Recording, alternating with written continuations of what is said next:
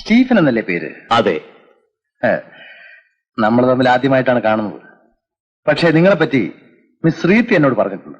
മുതലാളിയെ കുറിച്ച് എന്നോടും പറഞ്ഞിട്ടുണ്ട്. നിങ്ങളുടെ ബിസിനസ് ഏരിയ എവിടെയാണ്? എനിക്ക് ബോംബെയിൽ നല്ല പാർട്ടികളുണ്ട്. ആ പാർട്ടികൾ അപകടകാരികളല്ലല്ലോ? ഒരിക്കലുമല്ല. എങ്കിൽ നമുക്ക് ടേംസ് ആൻഡ് കണ്ടീഷൻ സംസാരിക്കാം. കമോൺ റീത്ത. മുതലാളിക്ക് എന്റെ പാർട്ടി ഇഷ്ടപ്പെട്ടു? നീ പരിചയപ്പെടുത്തുന്നാൽ എന്തിലും പരിചയസമ്പന്നായിരിക്കുമെന്ന് എനിക്കറിയാം. മിസ്റ്റർ സ്റ്റീഫൻ ഈ കാണുന്ന പോലെയൊന്നല്ല, ജഗജില്ലനാ. അഡ്വാൻസ് വാങ്ങാതെ ഞാൻ ആദ്യം ചെയ്യുന്ന ബിസിനസ്സാണ്, അതും റീത്തയുടെ ഗ്യാരണ്ടി. ഓക്കെ, പറയുന്ന തീയതി പറയുന്ന സമയത്ത് തുക എത്തിക്കും അല്ലേ സ്റ്റീഫൻ? തീർച്ചയായും. ഇതിൽ 10 ലക്ഷമുണ്ട്. 2 ആഴ്ചക്കുള്ളിൽ 5 ലക്ഷം ഒറിജിനൽ ക്യാഷ് ഇവിടെ എത്തിക്കണം. ഓക്കെ. റീത്തയുടെ കമ്മീഷൻ ഞാൻ കൊടുത്തോളാം. ശരി.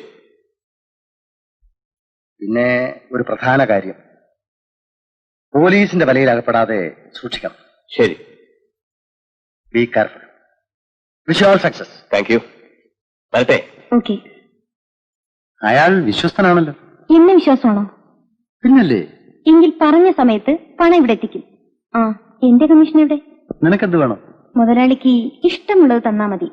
നിനക്ക് ഞാനൊരു ബംഗ്ലാവ് വാങ്ങിച്ചു തരാം. കള്ളം. അല്ല, സത്യം.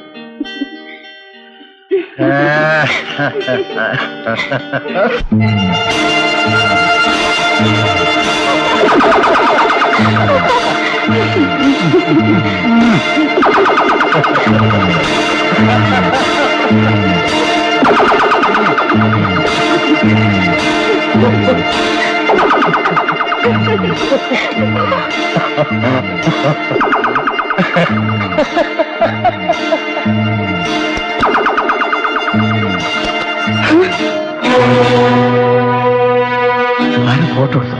മുതലാളിക്ക് തോന്നിയതായിരിക്കും. അല്ല, വരൂ. അവൻ പറഞ്ഞ അവധികളെല്ലാം കഴിഞ്ഞു. ഫോണിൽ സംസാരിക്കുമ്പോഴെല്ലാം ഓരോ അടവുകൾ പറഞ്ഞു ഒഴിയാണ്. എനിക്ക് ഉടനെ രൂപ കിട്ടണം. മുതലാളി, സ്റ്റീഫൻ വിശ്വസ്തനാണ്. നിനക്കവൻ വിശ്വസ്തനായിരിക്കും.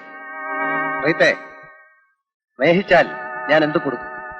പിണങ്ങിയാലുണ്ടല്ലോ കുടുംബം ഞാൻ കോളം തോട്ടിക്കളയും. സ്റ്റീഫന് മുതലാളിയുടെ അടുത്ത് കൊണ്ടുവരുന്ന കാര്യം ഞാൻ ഏറ്റു.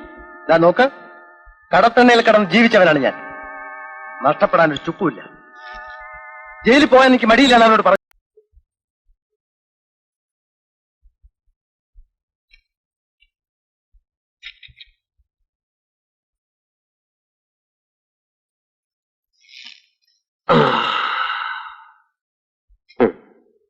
എന്ത് വേണം? മുതലാളി ഒന്ന് കാണാമെന്നതാ. കാര്യം പറയാം. ആഹാ, മുതലാളി വലിയ ദൈവഭക്തനാണല്ലോ. എല്ലാ ദൈവങ്ങളെയും ആരാധിക്കുന്ന പരമഭക്തൻ. എന്റെ വിശ്വാസങ്ങളെ ചോദ്യം ചെയ്യാനാണ് വന്നത്?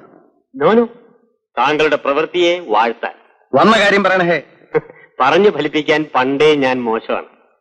കണ്ടു മനസ്സിലാക്കുന്നതാണ് നല്ലത്.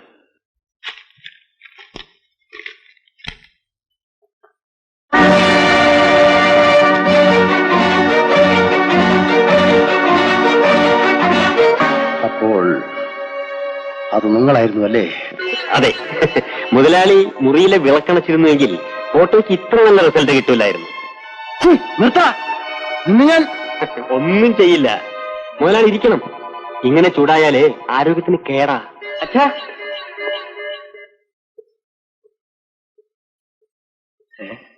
അച്ഛാ, ഒരു ഫ്രണ്ട് ബോംബെന്ന് വരുന്നുണ്ട്. എന്റെ കാറ് വർഷാപ്പില്ല. അച്ഛന്റെ കാറിൽ എടുത്തോട്ടെ? ശരി മോനെ. ഇത് മകനാണല്ലേ? അതെ. എന്റെ പേര് രവി. ഹലോ. ഞാൻ അച്ഛനുമായി ഒരു ബിസിനസ് കാര്യം സംസാരിക്കാൻ വന്നതാ. ശരി, മോൻ വണ്ടി എടുത്തോണ്ട് പോയിക്കോളൂ. വരട്ടെ.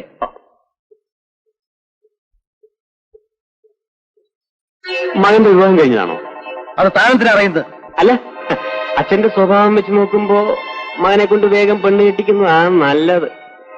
നമുക്ക് അല്പം ബിസിനസ് സംസാരിക്കാം. മര്യാദയ്ക്ക് ഇവിടെ നിന്ന് ഇറങ്ങി പോകുന്നതാ നല്ലത്. ഇല്ലെങ്കിൽ തന്നെ ഞാൻ പോലീസിൽ ഏൽപ്പിക്കും. എന്നെ പോലീസിൽ ഏൽപ്പിച്ചാലും ജയിലിൽ അടച്ചാലും എനിക്കൊരു ചുക്കുമില്ല. നഷ്ടം നിങ്ങൾക്ക് തന്നെ. ഈ ഫോട്ടോ നാട്ടുകാർ കണ്ടാൽ മോനാളിയുടെ സ്ഥിതി എന്താണ്? അച്ഛനെ പറ്റി മകൻ എന്ത് കരുതും?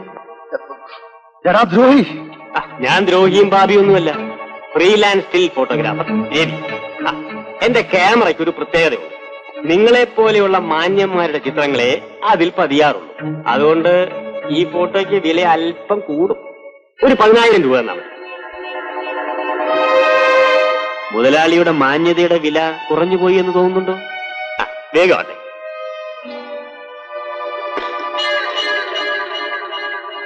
എനിക്ക് ചെക്ക് വേണ്ട, ക്യാഷ് തന്നാ മതി.